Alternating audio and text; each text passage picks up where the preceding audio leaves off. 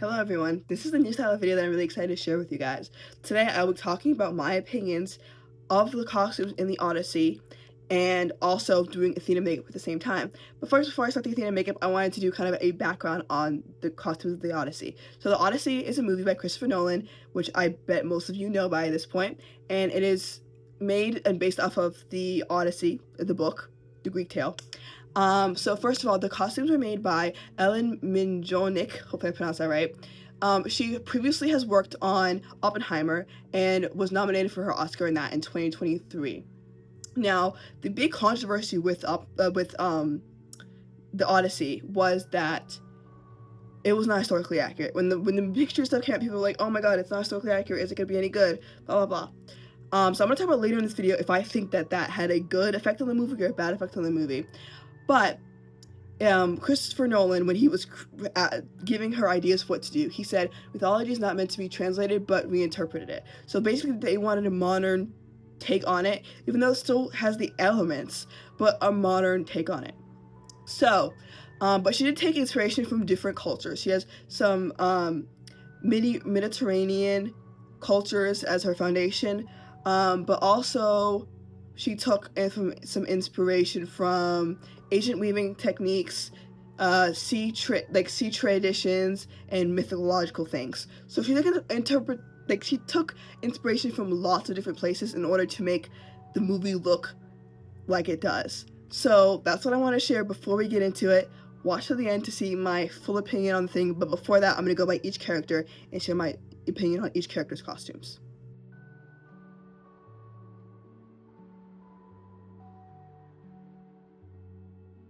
Okay, so now let's get into the makeup. It's not much of a makeup tutorial as much as like I'm gonna be talking as I do my makeup. But yeah, first character I'm gonna talk about is Penelope, which let me just say, Anne Hathaway's performance was chef's kiss. Like, it was actually beautiful. Like, yes. But her costumes I think were also great. I thought that they did a really good job showing that. Also, mild spoilers for the movie, but obviously it's an old tale, so like spoilers aren't that heavy. But I think it did a good job of showing her power, the power dynamic of Penelope, because yes, she technically, like, she is the ruler, she is the queen, even though they're trying to make her feel like, oh, she needs a king. No, she does not. She was the queen, and she was eating that up. So yeah, I think the costumes did a great job of that. Some things that I also liked was how she was kind of like color schemed, which is a very common thing in this kind of thing, because like in kings and queens houses, I guess the word is, or like in their spaces, they usually have a family colors. So I did like how they interpreted that, like as red and blues. And her look. Also, if you see me looking over, that's because I have notes here, guys. Look at me. Yes, also I liked how they didn't like overly put her in mourning, because yes, her husband is gone, but she is not mourning him, right? She thinks that she's no spoiler here, but she's correct that he will come home. So she doesn't feel the need to be in mourning, but also it's to show that like she is the queen and she should be respected as such. She's not just waiting for her king to come back. She was making decisions. Okay. So what else did I not to mention? Yeah, so we're gonna move on now to Odysseus. So, as the main character, he has multiple costumes throughout this, but I did appreciate, and I don't remember every single costume look in this movie because it goes through a lot of different costume looks. But in the movie, he's on a journey, right? He's on an emotional, very physical journey, and I think the costumes do a really good job of showing that journey through what they're doing. It looks very like handmade, which I think is beautiful, and I think it's a good like thing that looks very handmade, because his armor was crafted, but his armor also looks worse and worse as time goes on because he's going through so much. To mention there's some characters that I'd like to quickly mention, because yeah, they're in one costume, so I don't have as much to say about them. But Athena. Now, a lot of people might think that Athena's like looks kind of human, and it doesn't feel very godlike, really. But as a Percy Jackson nerd, right? In Percy Jackson, the gods can look however they please, right? So I kind of like his interpretation of Athena because she's trying to send a message to Odysseus that, hey, I'm the like I am a god, but I'm the symbol of what you've done to these people. You were very smart, but you've made your mistakes, and like in the end scene you'll see that she was like the face of one of the people that they killed. I think that's Athena did that on purpose to really have him carry the weight of what he did to all those people. So yeah, quick mention for that. And then also I want to talk about Calypso, as Calypso is one of like characters that I like love to like, not like love because she's awful. She is awful. She's pretty awful, but I really like to like her costume was not what I expected when watching the movie, but a lot of the costumes were not exactly how I thought they were going to be.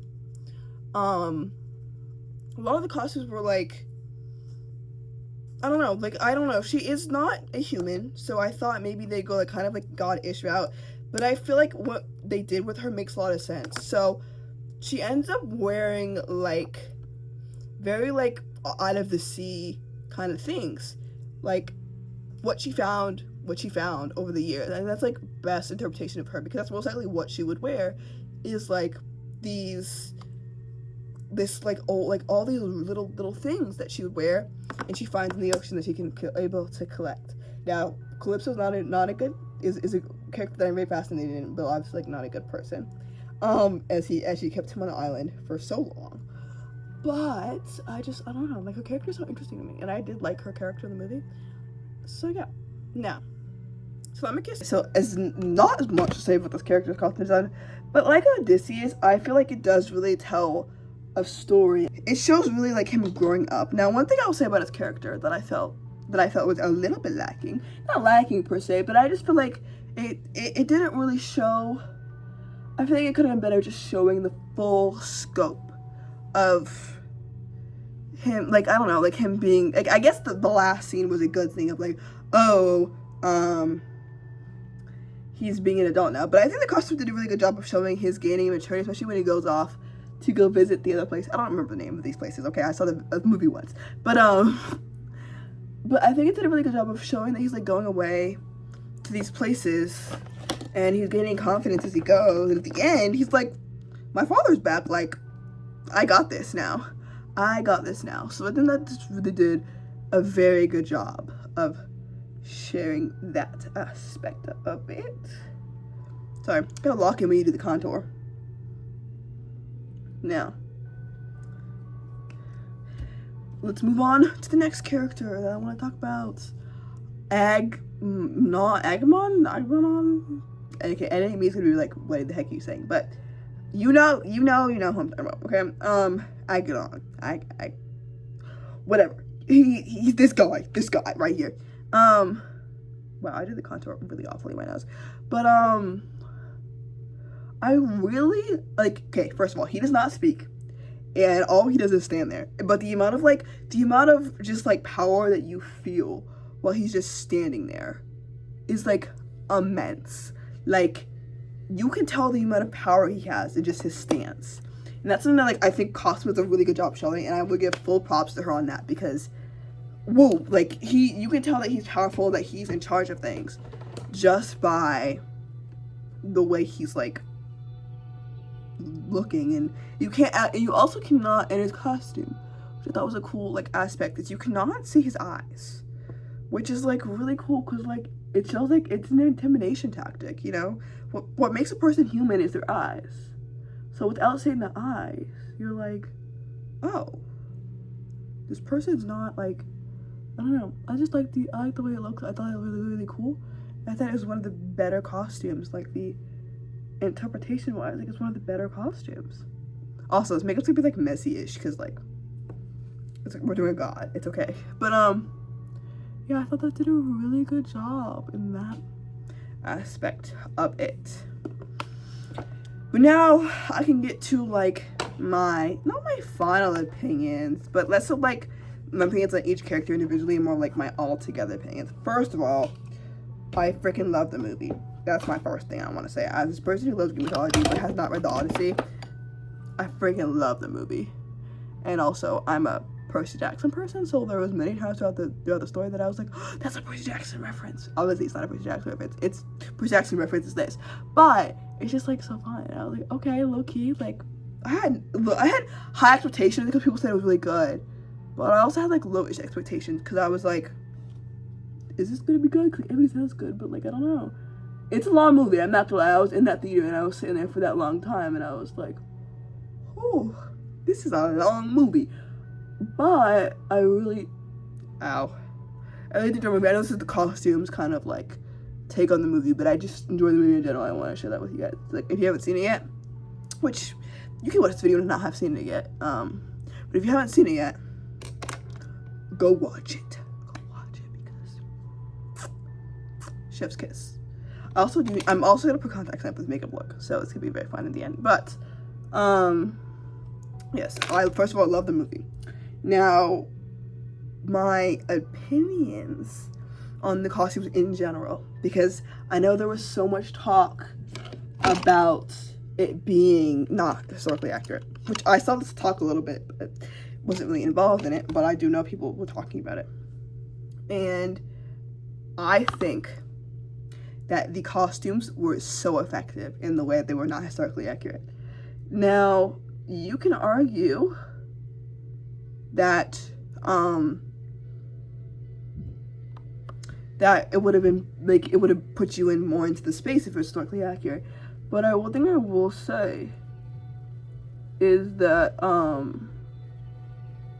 sorry, I had to lock it on this card. But it being historically accurate, the language isn't historically accurate.